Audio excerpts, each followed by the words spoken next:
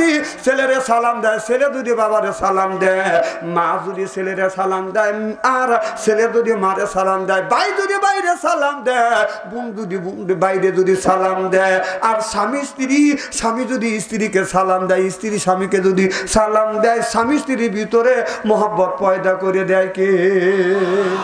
আমরা কি ভাইকে সালাম দেই, বউকে সালাম দেই? হ্যাঁ দেন? আরে ভাই শতকরা একজন দেয়, হুজুররা দেয়। আপনি লক্ষ লক্ষ টাকা খরচা করিয়া উমরা হজের সব যদি পাইতে চান, আপনি যখন বাড়ি থেকে বাইরে যাবেন বিবির কপালে একটা চুমো দিবেন। সুবহানাল্লাহ, এটা জোরে কর। আমি আজকে আসার সময় বিবি বললাম কাছে আসবে, যে আসছে কপালে একটা চুমো দিয়ে চলে আসলাম। উমরা হজের সব আল্লাহ আমুল্লাহ লিখে দিয়েছে। সুবহানাল্লাহ, এটা জোরে কর। সব রয়েছে কোথায়? সব রয়েছে কোথায়? আপনি মসজিদে নামাজ পড়ার জন্য যাবেন, বিবির ডাক দেবেন, বিবির কাছে আসে, যে আসবে দৌড়িয়ে একটা কপালে চুমো দিবেন, উমরা হজের সব পাবেন। আরে কথা কয় না রে। না না, সব কে আমার, সব দিবে কে? যেরকম বিবির মধ্যে কি জিনিস রয়েছে, আর সেই বউ মারেন? খবরদার বউ মারবেন না, বউ মারা হারাম।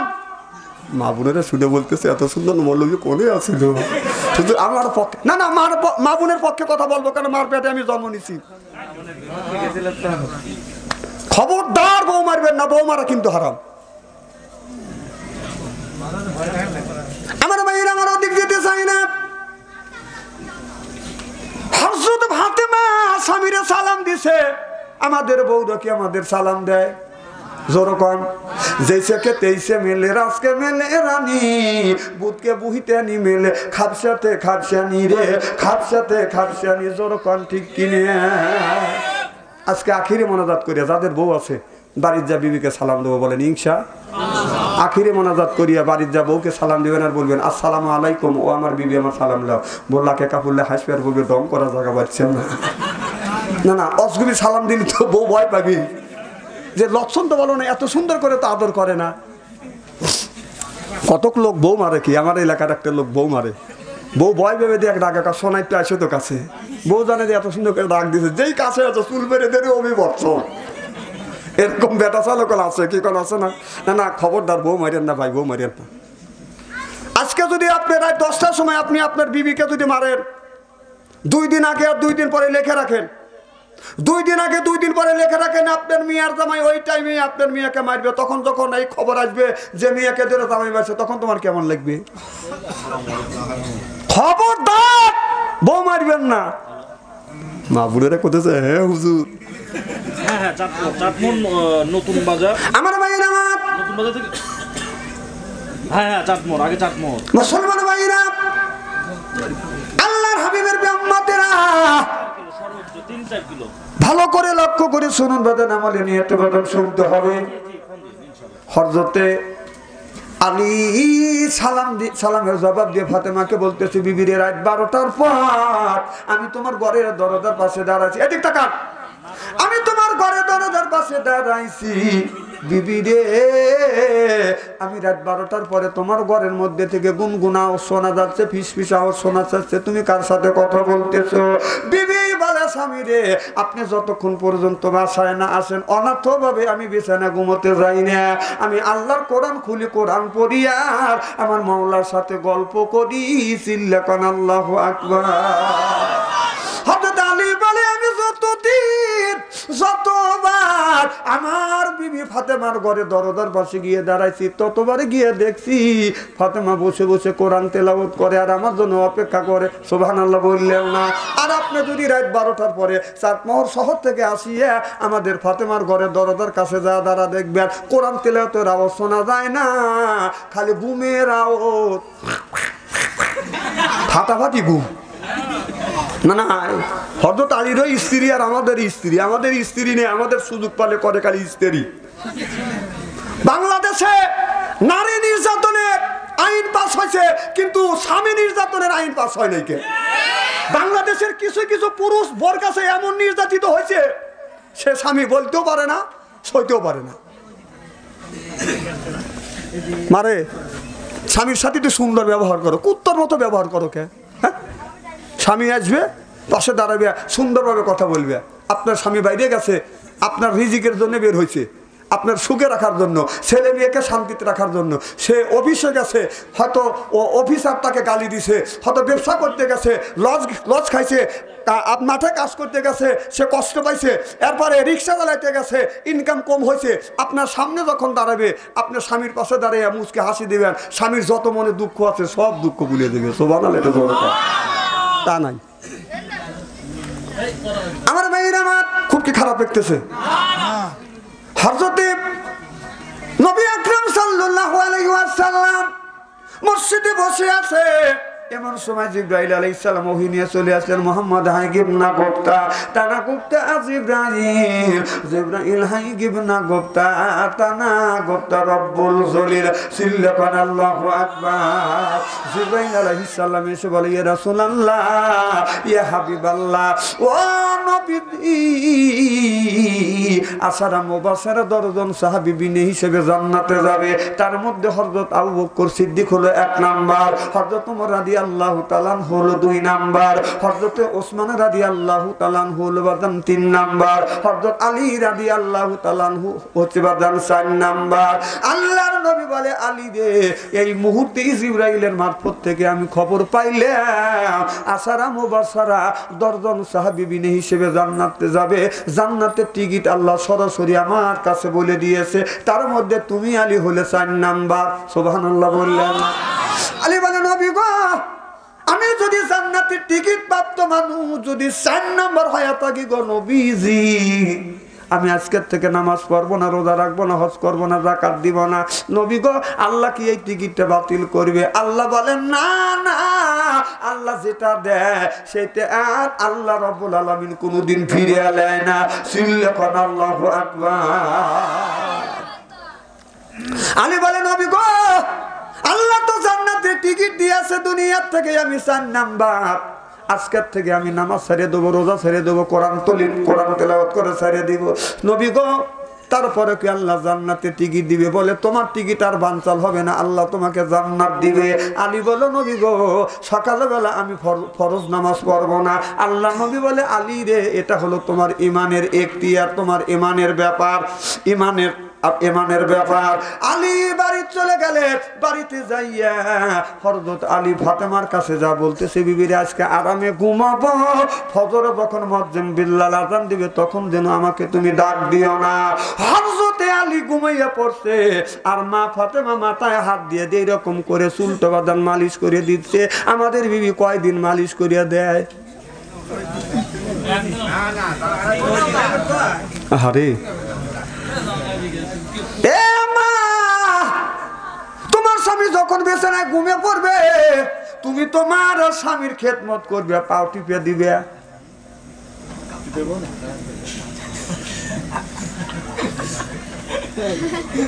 না না, এখানে আমার কথা বলতেছি। মা, জান্নাত যদি পেতে চাও, কিছু মানুষ কয় স্বামীর পায়ের নিচে স্ত্রীর জান্নাত। না না, স্বামীর পায়ের নিচে স্ত্রীর জান্নাত না, স্বামীর খেদমত হলে স্ত্রীর জান্নাত। সুবহানাল্লাহ। আমার ভাইয়ের আমার, হযরত ফাতেমা হযরত আলীর মাথা বানা দিচ্ছে, হাত টিপে দিচ্ছে, পা টিপে দিচ্ছে। জান্নাতের মহিলা দুনিয়ার ভিতরে 10 জন মহিলা জান্নাতের টিকিট পাইছে, তার মধ্যে মা ফাতেমা হলো বাদান একজন। তিনি হলো জান্নাতের নারীদের সর্দারিনী। তিনি যদি সর্দারিনী হওয়ার পরে স্বামীর মাথা যদি বানা দেয়, হাত যদি টিপে দেয়, পা যদি টিপে দেয়, আপনি কোন মহিলা হয়েছেন মা? আপনি এখানে স্বামীর পা টিপে দেন না।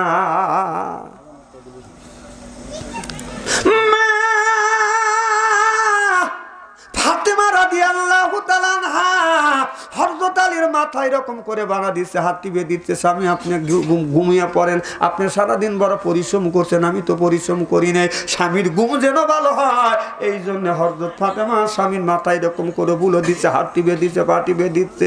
আর বলে, বিবি আজকে ডাক দিও না, আমি কিন্তু ফজরের নামাজ পড়বো না। ও বাদান, আলীও ঘুমিয়ে পড়ছে, হযরত ফাতেমা বাদান ঘুমিয়ে পড়ছে। সকালবেলা বিল্লাল যখন আযান দিয়েছে, সালাতু খায়রুম মিনান নাওম, ঘুম হইতে নামাজ ভালো, এই কথা যখন আযানের ধ্বনি হযরত আলীর কানে গেছে, হযরত আলী তাড়াহুড়ো করে বাদান উঠছে, উঠিয়ে ওযু দিয়ে আপনার টুপি পরছে, পাগড়ি বাঁধিয়ে হযরত আলী তাড়াহুড়ো করে বাদান জামাত মিস হবে, এই জন্য তাড়াহুড়ো করে যখন ঘরের থেকে যখন বের হচ্ছে দরজার চৌকটে বুতল লাগছে, কপালটা বাদান ফাইটিয়ে গেছে। মা ফাতেমা স্বামীকে ধরছে, কপাল ধরছে, এরপরে শাড়ির আঁচল ছিঁড়ছে অথবা ওনার আঁচল ছিঁড়িয়ে স্বামীর কপালটা বাদান বেন্ডিশ করে দিছে।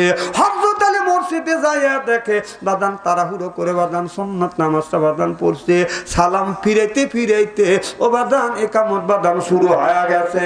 হযরত আলী চিন্তা করে দেখতেছেন হযরত আবু বকর ওমর দাঁড়া আছে মাঝখানে যাইয়া, হযরত আলী যখন আপনার মাঝখানে বাদান দাঁড়াইছে, মাঝখানে হযরত আলী হাত ঢুকা দিয়ে এইরকম করে বাদান চারি দিছে, দুই জায়গা জায়গা হয়ে গেছে। হযরত আলী দাঁড়াইছে, আমার নবীর ফজরের নামাজ শেষে গুইরে সাহাবীদের দিকে যখন মুখ করে বাদান বসছে। আমাদের দেশের মুসল্লিরা ইমাম যখন নামাজ পড়ে, ফজরের নামাজ পড়িয়া মুসল্লির দিকে বাদান মুখ করে দাঁড়ায়, বসে জোরে কোন ঠিক কিনা? এটা কিন্তু নবীর সুন্নাত। অথচ আমাদের বাংলাদেশে দুই ওয়াক্ত নামাজ ঘুরিয়ে বসে ইমাম সাহেব, অথচ সুন্নাত বাদান 5 ওয়াক্ত। আপনি জোহর নামাজ পড়ার পরেও আপনি যখন সালাম ফিরাবেন, ইমামের উচিত হলো আপনার মুসল্লির দিকে বাদান ঘুরিয়ে দাঁড়ানো। এই কাজ যদি আজকের থেকে এই মসজিদের ইমাম যদি শুরু করে, তাহলে দেখবেন এই এলাকার সমালোচনা শুরু হবে। কথা কন যে নতুন ফতুয়া হুজুর নিয়ে এসেছে, অথচ রসুলের সুন্নাত হলে এইটাই, প্রত্যেক ওয়াক্তে নামাজে আল্লাহ রসুল জানে ভাই সালাম ফেরার পরে আপনার সালাম ফেরার সাথে সাথে মুসল্লির দিকে মুখ করে বসতে। সুবহানাল্লাহ, এটা জোরে কর। আর আমাদের দেশে সুন্নাত আদায় করে হলো ফজরে আর আসরে, মাগরিবেও নাই, ইশাও নাই, জহরেও নাই। কে নিয়ম সুন্নাত কিন্তু 2 ওয়াক্ত সুন্নাত করছে, 3 ওয়াক্ত আল্লাহ রাসূল বাতিল করে দিছে। এটা আমাদের দেশে নিয়ম। আমি বলতেছি না যে নামাজ হবে না, নামাজ হবে, কিন্তু সুন্নাত তো আপনি ছাড়িয়ে দিলেন। আসসালামু আলাইকুম। কথা কি বুঝতেছেন আমার ভাইয়ের? আমার কি যেন বলতেছিলাম? হ্যাঁ হুজুর, হ্যাঁ বিয়ে বসা, ঘুরিয়া বসা। আল্লাহ নবী যখন ঘুরিয়া বসছে, বসিয়ে হযরত আলীর মুখের দিকে বাদান তাকাইছে। হযরত আলীর মুখের দিকে যখন তাকাইছে, আমার নবী অমনি মুসকি মুসকি হাসি দিয়েছে। হযরত আলী মনে মনে চিন্তা করতেছে, আমার কপাল ফাইটে গেছে। আল্লাহ রসুল আফসোস করা বাদ দিয়ে হযরত আল্লাহ রসুল মুসকি মুসকি হাসতেছে। আমার বন্ধুরা, আমার এ ভাই, এ দাঁড়িয়ালা ভাই, এ ভাই শোনেন এদিকে, শোনেন না যে এবার শোনেন না কা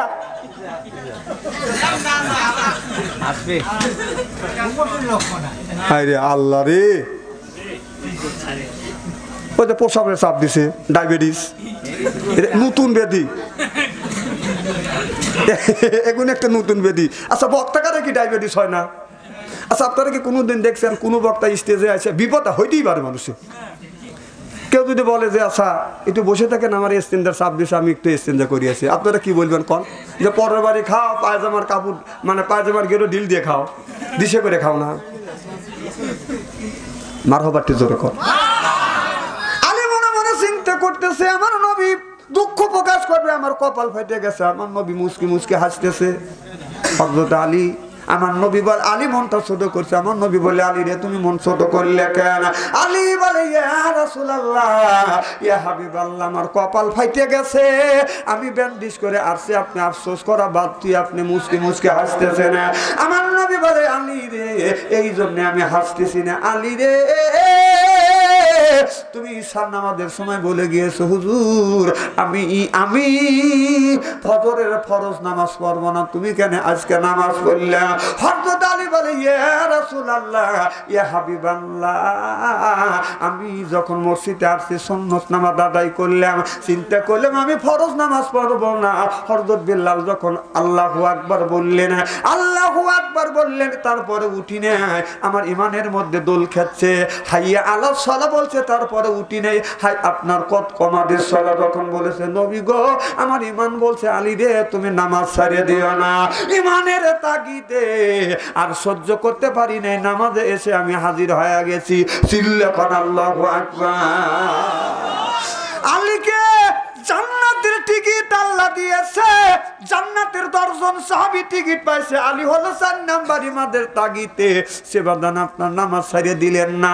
এরপরে আমাদের এই মসজিদে যদি নামাজ আজান হয়, একামত শুরু হয়ে যাচ্ছে, অনেক মানুষ রাস্তা দিয়ে হাঁটে যায়, মনে কয় না মসজিদে যা নামাজ পড়ি। আপনার একজন মুসল্লি যদি দেখে ওই লোকটা ডাক দিয়ে মসজিদে নিবে, বয়ে বয়ে মসজিদের কাছে আসে ওই লোকটা জোরে জোরে হাঁটে। কতক্ষণ মসজিদে পাশ দিয়ে যদি এই বাবাজি দেখতেছে যে একজন যাচ্ছে, বাবাজি ডাক দিবে যে মসজিদে ডেকে দিবে, এই বয় ও জোরে জোরে হাঁটে। কতক্ষণ একটা অসত্য কথা বলি না, বাংলাদেশে মিলে মিলে কথা বলি আমি, বর্তমান যা হচ্ছে। আর কতক লোক নামাজ চলতেছে মোবাইলে মানে লাউড স্পিকার দিয়ে গান বাজাতে বাজাতে, মোহাব্বতে উসকে লাগে কুচি কুচি হিন্দি বাজাচ্ছে। ওর বাপ বাংলা বোঝে না, ও হিন্দি বাজাচ্ছে, হিন্দি গান বাজা সার বলে মাথা ঝাঁকায়। তা আমি একজনে বলে, ভাই কুচি কুচি তুই কি বুঝিস? কিচ্ছু বুঝি না হুজুর, ভালো লাগে তাই। এরা বোঝে খালি দুদুম দুদুম। আমাদের দেশে নিয়ম আছে, বক্স না বাজালে সে বাড়ি বিয়ে হয় না। কতক্ষণ বক্স না বাজালে বিয়ে হয় না।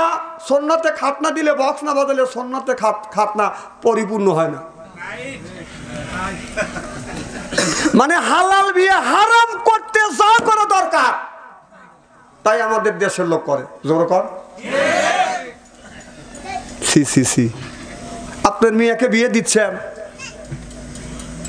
বিনে তারে বন্ধন, বিনে সুতায় বন্ধন, সেই জিনিসটা হালাল জিনিস আপনি হারাম করতেছেন। আপনার 5টা মনে একটা কথাও কয় না যে যেটা ইসলামে জায়েজ না, যেগুলি হিন্দুদের ভিতর থেকে আমদানি হয়েছিল। আগে দেখছি ছোট্টবেলা আমার এইগুলি আমদানি হচ্ছে হিন্দুদের বিয়ে বাজনাপাতি ছাড়া বিয়ে শাদী হয় না। আর হিন্দুদের যে ভগবান আছে আর আল্লাহ আছে, তারা কিন্তু বাজনা ছাড়া তাদের কোনো পুজোই ওরা কবুল করে না। আর সেই জিনিস আমাদের ভিতরে ঢুকে গেছে। আর তো হা কবে নি, এখন তো বাচ্চা আনতে রয়েছে। আমার ভাইরা, আমার মুসলমান ভাইরা, আল্লাহর হাবিবের প্রেম মাত্র ভালো করে লক্ষ্য করে শুনুন, আমলে নিয়তে বদন শুনতে হবে। আল্লাহর নবী আখিরি জামানার পয়গম্বর মুহাম্মদ রাসূলুল্লাহ সাল্লাল্লাহু আলাইহি ওয়াসাল্লাম এক ওয়াক্ত নামাজ পড়ে নাই। নামাজের জন্য আল্লাহর নবী উহুদের ময়দানে বাদান রক্ত দিয়েছে, দান দান শহীদ করে দিয়েছে। তাইফের জমিনে রক্ত ঝরাইছে, বদরের ময়দানে সাহাবীরা বাদান জীবন দিয়েছে। ও বাদান একমাত্র ইসলামকে প্রতিষ্ঠিত করবার জন্য সিল্লাকান আল্লাহু আকবার। আজকালকার আমাদের দেশের যুবকেরা বড় হয়ে গেছে, 20 বছর বয়স হয়ে গেছে, এখনো যুবকেরা নামাজ পড়ে না। এই রকম যুবক আছে না নাই? বাবা 5 ওয়াক্ত নামাজ পড়ে, মসজিদে সকালবেলা বাবা ফজরে নামাজ পড়ার জন্য যায়। তার ছেলের বয়স হয়ে গেছে 20 বছর, 20 বছর বয়স হয়ে গেছে, 20 বছরের মধ্যে ছেলে এক ওয়াক্ত ফজরে নামাজ পড়ে না। আপনি যে বাবা, আপনি কোন বিবেকে এই ছেলেটাকে ডাক দিলেন না? টুক করে কেন মসজিদের দিকে আপনি চলে আসলেন? আপনার উচিত ছিল ছেলেকে ডাক দিতে হবে, বেটারে ফজর আজান দিছে, চলো বাবা অজু দেয়া, দুইজন একসাথে যা জামাতে নামাজ আদায় করি। সুবহানাল্লাহ, এটা জোরে কর। বাবা এই কথা বলে না, ছেলের ঘুম নষ্ট হবে বিদায়। ছেলের বাবা লয় করে টুক করে মসজিদ থেকে বাদান ঘর থেকে উঠি আস্তে করে অজু দেয়, কাছেও দেয় না, ছেলের ঘুম নষ্ট হবে বিদায়। বাড়ির থেকে বের হইয়া বাবাজির বাড়ির পাশে আসিয়া মাইক লাগা দেয়া কয়, আসসালাতু খায়রুন মিনান নাওম। বাবলার কাটা ডাল দেখছেন না? কথা বোঝে না। আর ইউক্যালিপটাসের ডাল বোঝেন তো, যে ওর বাড়ির 3টে ছেলে সেই রাত 9টার সময় শুইছে, ফেসবুকের মধ্যে ঢুকে সারা রাত 3:30 পর্যন্ত ফেসবুকের মধ্যে লিপ্ত আছে। ওই বাবা ফজরের নামাজ পড়ার জন্য আস্তে করে উঠছে, ও যদি সে কাশি দেয় নাই কে, ছেলেকে ডাক না দিয়ে এই বাবাদের বাড়ির কাছে এসে মাইক লাগা দিয়ে বলতেছে আসসালাতু খায়রুন মিনান নাওম। উই কালেক্টরের ডাল নিয়ে বাইরে ফেলাবে যে এই যে আসসালাতু খায়রুন মিনান নাওম, তোর বাড়ি তাকে ক, তারপরে আমার বাড়িতে। তো তোর বাড়িতে তুই আস্তে করে কাশি নে, আর আমার বাড়ি ঘুম নষ্ট করে দে, ইউ কালেক্টরের ডাল দিয়ে বাইরে করে ল্যাংড়া করে ফেলাবে। না না, কথা কিন্তু অবস্থা বলতেছি। ও বাড়ি তুমি আসসালাতু খায়রুন মিনান নাওম কও না, আর আমারই বাড়ি ঘুম নষ্ট করবে লেগে তুমি আসতেছ। তোর বাড়ি তুই ঠিক কর। না না, আমি কি বলতেছি, আমি কি নিজের ভাড়া বাড়ানোর কথাই বলতেছি যে নিজের ভাড়া বানো। তোমার ছেলে ডাক দেয় ওই জায়গায় খয়রন মনে নাও খাও, আর ওখানে নিজের ভাড়া না বানে পরের ভাড়া বানবে রাখতে চাও। ভাই বুঝছি না, না কথাকে আমি অবাস্তব বলতেছি নাকি? আল্লাহ বলেন ইয়া আইয়ুহাল্লাযিনা আমানু, ওহে যারা ঈমানের বিশ্বাসী,